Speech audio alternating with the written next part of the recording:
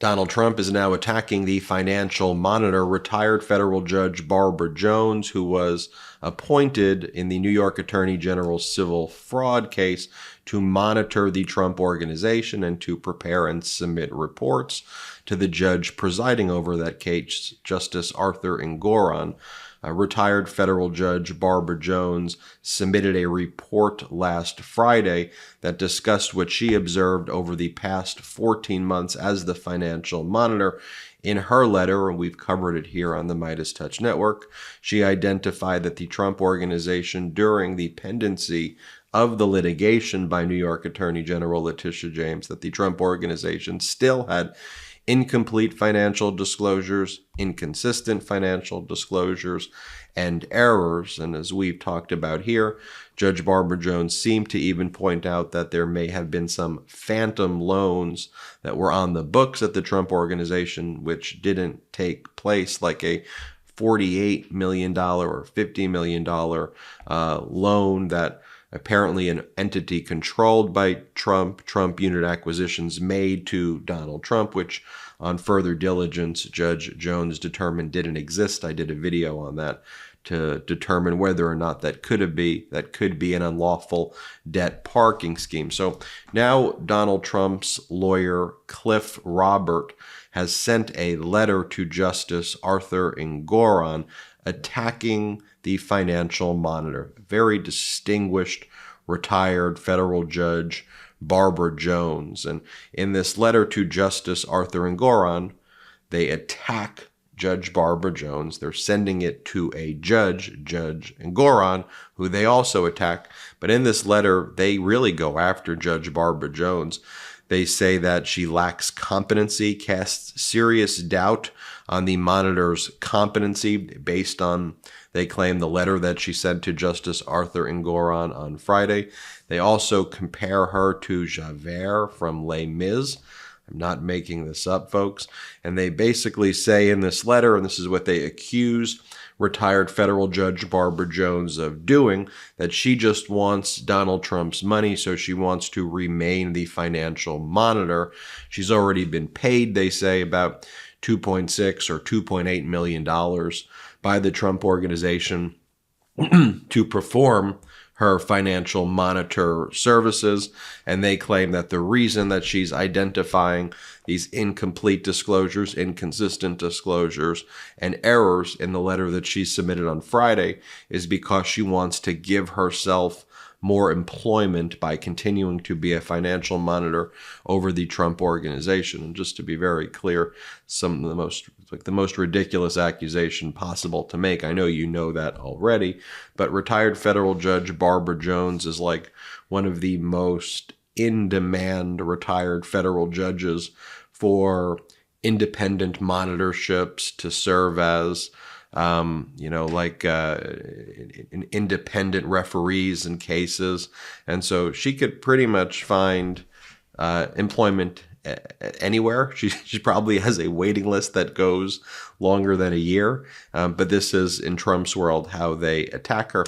Notably, too, again, that this is written by Cliff Robert without Chris Kise on there, Donald Trump's other lawyer. And I think that's notable because I think Chris Kise perhaps didn't want to sign his name to this thing, because going after such a distinguished retired federal judge like Barbara Jones, I even think Chris Kise thought was probably a step too far for him.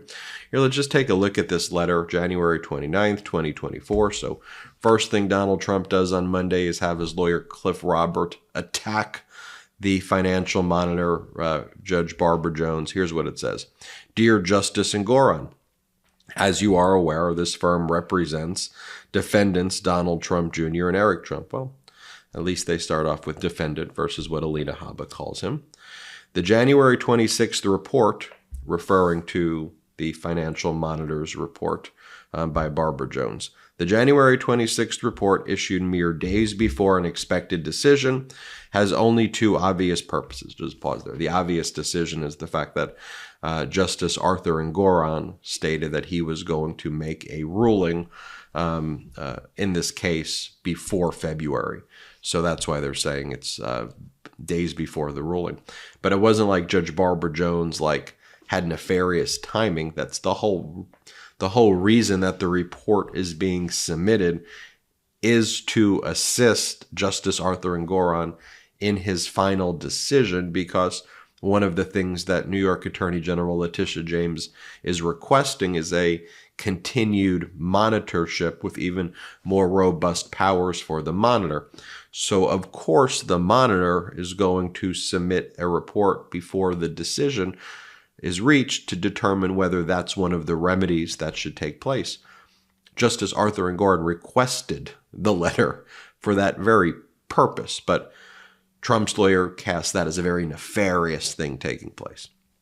So it says, the January 26th report, issued mere days before an expected decision, has only two obvious purposes. One, to ensure the monitor continues to receive exorbitant fees in excess of $2.6 million to date. So pause there. So Trump has to pay the financial monitor. So Trump's paid the monitor to date $2.6 million over the 14-month period. And so here, Trump is accusing the financial monitor of being greedy, of doing this report because she wants Trump's money. I'm sure that's going to go over real well. 2, fill the gaping hole in the Attorney General's case, namely that there is no basis to support continued oversight. The January 26th report also contains numerous factual inaccuracies, casting serious doubt on the monitor's competency, fails to reference governing standards of any kind, and is otherwise misleading and disingenuous. Indeed, despite having reviewed thousands of pages of financial data relative to more than 400 entities and having been paid millions for her oversight, the monitor points only to minor and immaterial discrepancies and simple math errors. For example, millions paid so the monitor can uncover 7 immaterial disclosures, 3 irrelevant, inconsistent, and 5 clerical errors. So pause right there. So ultimately, Trump, if that's what you feel, if you feel that the monitor didn't find anything serious, well, then why does a hit dog holler? Why are you sending this letter that's like 5 pages where you're attacking the financial monitor if ultimately you found the financial monitor didn't find anything of substance? Wouldn't you just send a very short letter to Justice Arthur Engoron and say, hey, the financial monitor has only identified some immaterial errors. As a result, we agree with her report. We fixed those errors, and therefore there's no need for a financial monitor to continue. Wouldn't that be the approach if ultimately you say the financial monitor only found very immaterial and small mathematical errors? Oh, by the way, it should also be noted that Donald Trump's so-called experts, who Justice Arthur Engoron just absolutely eviscerated after they testified, their whole thing was when Donald Trump would engage in these large-scale fraudulent acts that are being alleged by New York Attorney Generals, by the New York Attorney General's office, that those are rounding errors, those were math errors, that was just a mistake. Everybody makes mistakes. That's one of the things that Trump's experts actually tried to argue. So you see Trump's pattern here. It goes on to say, the January 26th report by the Financial Monitor also contains numerous factual inaccuracies, casting serious doubt on the Financial Monitor's competency. So again, you see there again, they're attacking the Financial Monitor's intelligence, Judge Barbara Jones's intelligence, which he's a very distinguished retired federal judge. And Trump saying, no, I have all of the answers. I have all of the answers. Goes on to talk about the monitor issued 5 prior reports, specifically advising the court of defendants' ongoing cooperation and compliance.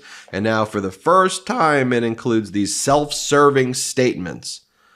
Self-serving statements. Again, these are serious accusations to be casting at Judge Barbara Jones. Goes on to say, however, the Trump entities cannot legitimately be held to a strict liability standard wherein immaterial inaccuracies or math errors form the basis for expensive and meaningless ongoing oversight. Further, oversight is unwarranted and will only unjustly enrich the monitor as she engages in some Javert-like quest against the defendants. Again, comparing her to the character from Les Mis. Then it goes on, I'll just give you some examples where it says the purported incomplete disclosures that were identified by Judge Barbara Jones, the financial monitor.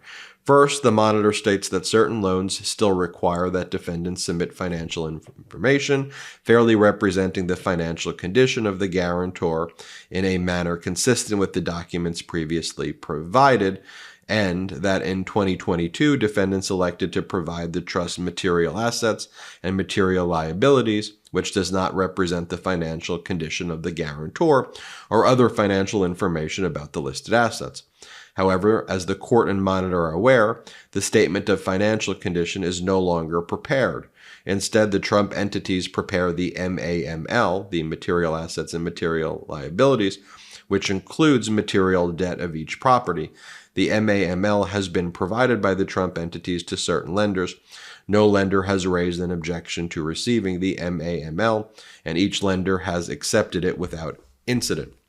And so again, what Trump tries to do here is say that because of his bullying tactics, because of his threats, he's not going to submit the accurate documents that he's supposed to submit. He's not submitting statements of financial condition anymore. Why isn't he submitting them? Because now they're evidence at a trial which are demonstrating that he's engaged in fraudulent conduct. So instead, he's submitting these things called MAMLs, and he's like, well, as of now, no lender has yelled at us for doing that. So you, the retired federal judge, financial monitor, stay out of it. Who cares if we're compliant with what our underlying agreements are? So that just gives you an example of what it is. The purported inconsistent disclosures, here's an example. First, the monitor states that expenses related to management fees for 40 Wall Street were inconsistently presented with annual budgets prepared and submitted to the lender when compared to the management fee recorded. Monitor is, of course, well aware expenses in a projected annual budget will, of course, differ from expenses in the actual final audited financial statements. As the monitor also knows, the actual management fees are based upon rent collected during the year, which cannot possibly be predicted with certainty when annual budgets are prepared. Well, if that's the case, then why don't you just tell that to the monitor? And then, this is not the first time anybody's, provided expenses like this before. So just share that with the monitor. And I'm sure if the monitor thought it was not a big deal, this retired federal judge would say that's consistent with normal business practices. But that's not what she did. And then it goes on to discuss the purported errors. And it talks about how, I'll give you one example of purported errors. First, the monitor states that management fees were erroneously excluded from the calculation of loss after management fee expense, CapEx, TI, leasing, mortgage payable in the 2024 final 40 Wall Street budget. It goes on to say, in other words, this is how Trump says, this was simply a clerical error caused by cutting and pasting from the Microsoft Excel file. The underlying income and expense line items shown on the schedule were always properly disclosed and correct. So it was just a copy, millions of dollars, just a copy and paste error from an Excel spreadsheet in a company that's accused of systemic fraud over and over again. Spreadsheet error, folks, spreadsheet error. And then this is the conclusion of Trump's letter to Judge Engoron. As noted above, the monitor has thus far been paid over $2.6 million in the past 14 months to uncover 7 immaterial disclosure items, 3 irrelevant inconsistencies, and 5 clerical errors. Now, after representing that the defendants were fully cooperative and compliant, the monitor desperately seeks to justify the continued receipt of millions of dollars in fees going forward. Setting aside her self-serving hyperbole, reading this, there's nothing hyperbolic in her letter. This is hyperbole. Her letter was a very kind of just surgical point. There was no hyperbole in her letter. It's all projection with Trump and these people. Setting aside her self-serving hyperbole, the monitor's own findings simply do not support providing any evidentiary basis for continued oversight. Then it goes on to say, the court therefore must and should end this abusive and costly process.